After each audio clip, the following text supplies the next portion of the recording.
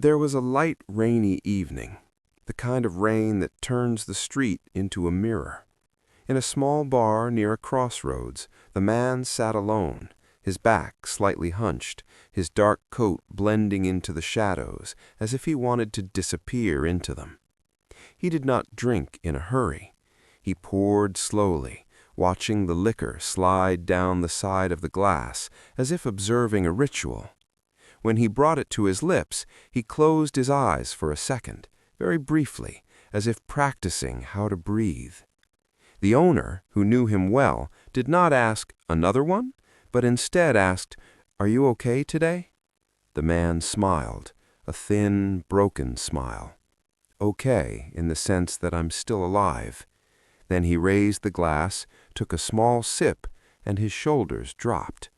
No one could see what left his body in that moment, perhaps fear, perhaps exhaustion, perhaps the feeling of being abandoned, or perhaps just a sigh that had been trapped there for many years. Many people look at alcoholics and conclude with a simple sentence, they just don't think. But if you sit beside them long enough, listen to their silence long enough, you will understand that alcoholism rarely begins with pleasure. It begins with very ordinary thoughts, just a little to help me sleep, just a little to ease the tension, just a little to forget, and then just a little becomes a shelter.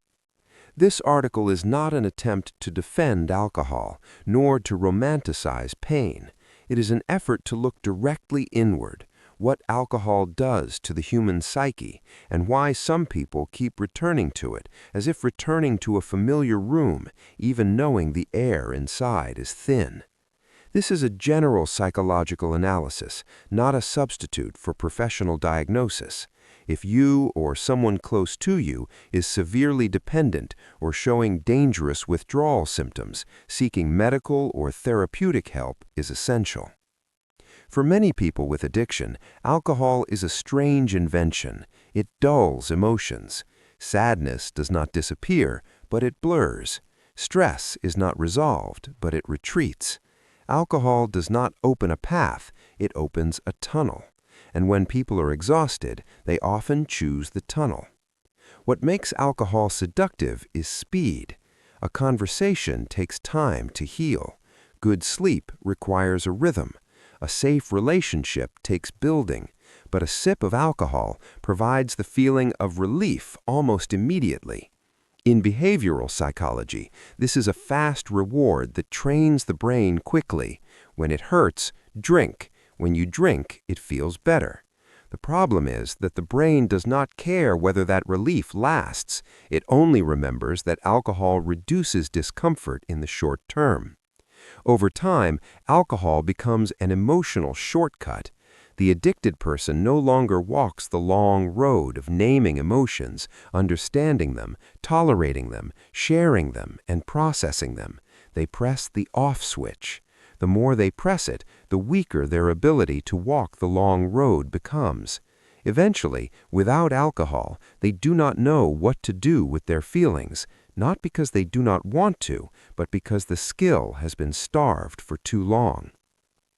That is why alcoholism is not only a substance addiction, but an addiction to escaping emotions. Outsiders see alcohol, insiders see a life buoy.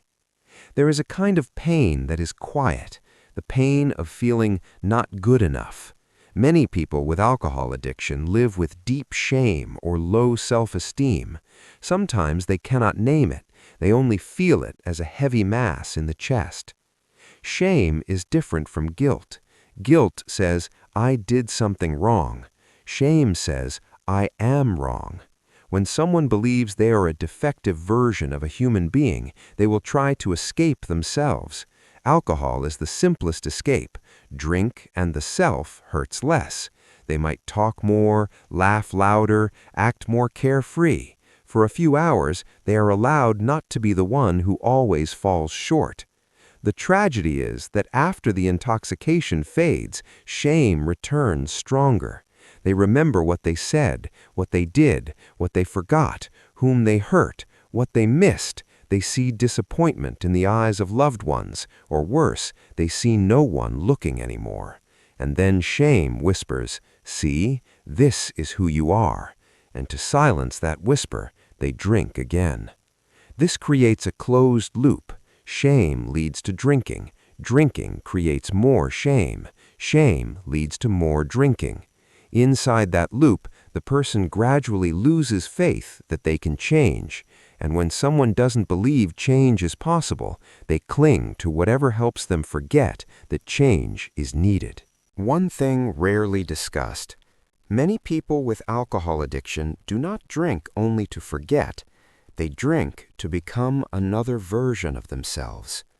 Some live their entire lives in the role of the quiet one, the one who endures, the one who is not allowed to be weak. Some never dare to say, "I'm tired," never dare to cry, never dare to ask for help.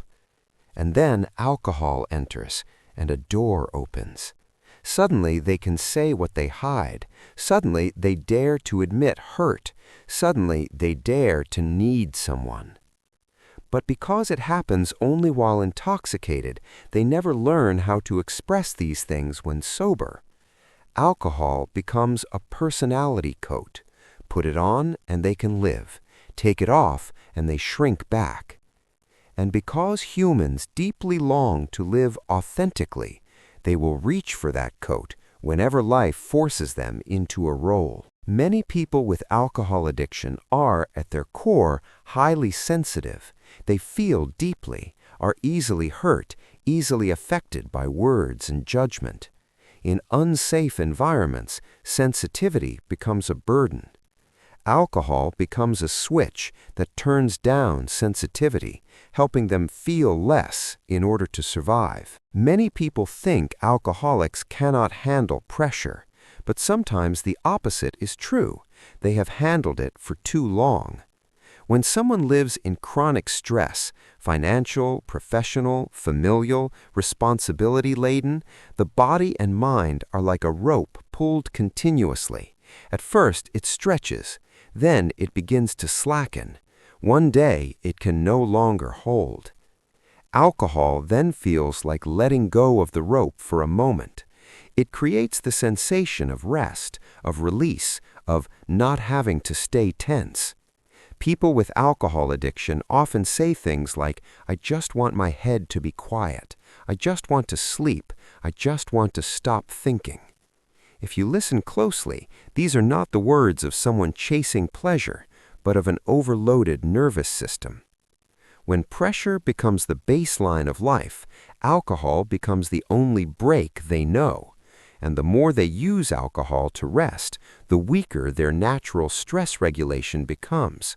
Gradually, they lose other ways to rest.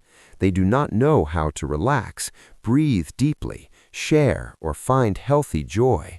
They know only one path. There is a strange kind of loneliness, being lonely while surrounded by people. Someone with alcohol addiction may have family, friends, colleagues, and still feel that no one truly touches their inner world. They can talk, laugh, drink together, but when they go home, there is emptiness. And that emptiness is not a lack of schedule, it is a lack of connection. Humans need belonging. When there is no safe place to belong, people create temporary ones. Bars, drinking tables, drinking groups can become substitute communities, places where few ask deeply, few demand explanations, few judge weakness. You raise a glass and you belong. For someone starving for connection, that feeling is powerful. But that community has a dark side. It reinforces the habit and prolongs avoidance. Sometimes people are not addicted to alcohol as much as they are addicted to the feeling of sitting with others without having to explain who I am. And when they try to quit drinking, they are not just giving up a substance, they are leaving an entire familiar world. That is why recovery often means building a new world, and that is frightening. People with alcohol addiction often say, "I have it under control." This sentence angers others, but if you look deeper, It is often not stubbornness, it is armor. Admitting addiction means loss of control, and loss of control is a primal fear. Many people with alcohol addiction grew up in environments where losing control meant punishment, humiliation, or abandonment. So they cling to the story, "I'm fine," like holding on to the side of a ship in a storm. Rationalization is also pain relief. If they say, "I drink because I want to," they avoid the truth, "I drink because I cannot cope." The second truth hurts much more because it forces them to face weakness and unmet needs. Rationalization allows them to keep functioning without collapsing, but it also keeps them stuck because you cannot fix what you are afraid to name. If you have seen someone say, "I'll quit tomorrow," and then drink again the next day, you may think they broke a promise, but inside, a real battle may be taking place. One part of them wants to stop because they see the consequences. Another part fears stopping because they do not know how to live without it. Alcohol, though harmful, is still a structure. It has rhythm, habit, function. It helps them sleep, talk, forget, endure long days. Remove alcohol without replacing those functions, and they face a vast emptiness. Humans fear emptiness more than pain, because emptiness feels meaningless. This inner war makes them irritable, explosive, not because they are bad, but because they are torn apart. When sober, they blame themselves. When drunk, they forgive themselves. And between self-blame and self-forgiveness, they keep sliding back and forth. There is a type of memory that lives not in stories, but in the body. A smell, a sound, a situation can make someone anxious without knowing why. This is emotional memory. For many people with alcohol addiction, especially those with histories of violence, abandonment, humiliation, or prolonged stress, emotional memory acts like a faulty alarm system. It goes off even when there is no danger. Alcohol silences the alarm, quickly, effectively. That is why alcohol becomes self-prescribed medicine for trauma. The problem is that trauma does not disappear, it is only suppressed. And the longer it is suppressed, the more violently it tries to resurface through depression, anxiety, nightmares, panic attacks, or unexplained rage. In many families, the alcoholic carries the role of the problem to cover a system that is recovery itself dysfunctional. When a family cannot talk about pain, the drinker becomes the container for blame. That deepens their shame, and they drink more. That is why understanding alcoholism often requires looking at the whole picture. Alcohol is not just an individual issue, but a systems way of managing pain by assigning it to one person. Many people with alcohol addiction describe not drinking as feeling like missing a body part.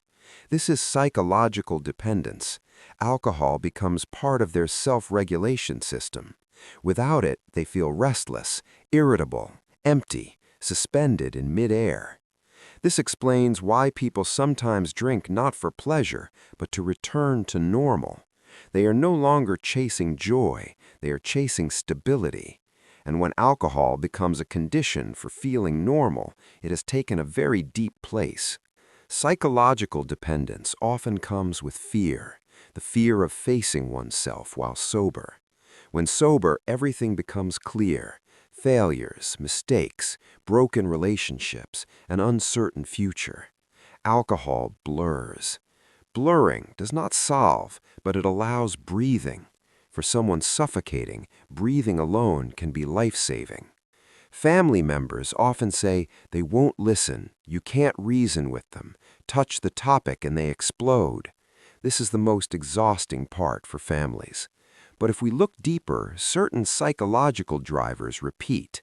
First is defense. When the topic of alcohol is touched, they feel threatened, not by the speaker, but by the truth, "I am losing control." When threatened, the nervous system shifts into fight mode. In that mode, people do not reason, they react. Second is feeling judged. People with alcohol addiction live with shame, so they are highly sensitive to tone. A neutral sentence can sound like a verdict.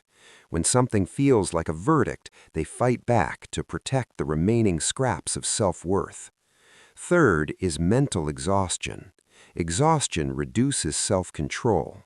A rested, safe person softens. A sleep-deprived, stressed, and ashamed person hardens and erupts easily. Many outbursts from people with alcohol addiction are distorted expressions of despair. Talking about the psychology of alcohol addiction without talking about family misses half the story. In many families, loved ones are pulled into a spiral: anger, compassion, control, letting go, hope, despair. Gradually, their lives also revolve around alcohol. Did they drink today? Are they drunk? Will there be trouble? Will they come home? Some loved ones become rescuers, fixing, hiding, carrying everything. Some become police, monitoring, checking, forbidding, threatening. Some become endurers, quietly surviving and numbing themselves. Whatever the role, they are drained. Because families are also wounded, their words often carry desperation, which increases the addict's defensiveness. This is why many interventions fail. They are not dialogues, but two wounds colliding. If the only goal is stop drinking, we miss the core issue. They need a different way to live. Alcohol once regulated emotions, created connection, soothed stress, enabled sleep, allowed forgetting, temporarily provided worth. Remove alcohol without rebuilding those functions in healthier ways, and they feel stripped of survival tools.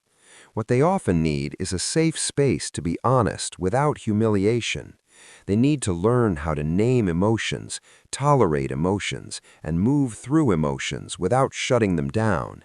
They need help seeing the shame, drink, shame loop, and learning to replace it with a new loop: shame, sharing, being understood, less shame. They need a new identity, not an addict, but a person in recovery. These labels are very different. The first closes doors, the second opens them. People rarely change because they are forced. They change when they see something worth moving towards. If quitting alcohol means losing fun, friends, sleep, forgetting, breaks, then the call to quit sounds like an invitation to suffer more. That is why effective conversations with people who drink often begin not with commands, but with curiosity and respect. What's been weighing on you lately? What does alcohol help with? If there were another way to get relief, would you want to try? These questions do not feel like judgment. They allow inward reflection without armor. Prohibition triggers resistance. Proper companionship triggers autonomy. And in recovery, autonomy matters more than fear. Back to the man in the rainy bar. Once, a younger person sat beside him, not preaching, not advising, just said, "You drink slowly. You probably don't like getting drunk." The man was silent, then nodded. The younger person asked, "So why do you drink?" He stared at the glass longer than usual, as if looking into a well. Then he said very softly, "To quiet my head and to stop remembering." That was a rare moment when alcohol stopped being a secret and became a story. And when something becomes a story, it can be understood. When understood, it can be changed.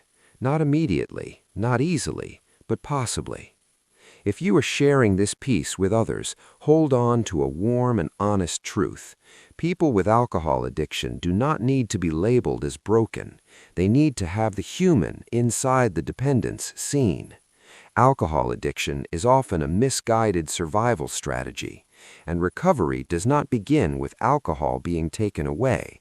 It begins with something new being added: understanding, connection, and a way out that does not destroy them. Before ending, an important safety note. For people who have consumed large amounts of alcohol over a long period of time, stopping suddenly can cause dangerous withdrawal symptoms in some cases. Signs like severe tremors, confusion, extreme agitation, seizures, hallucinations, fever, or abnormal rapid heartbeat require immediate medical attention.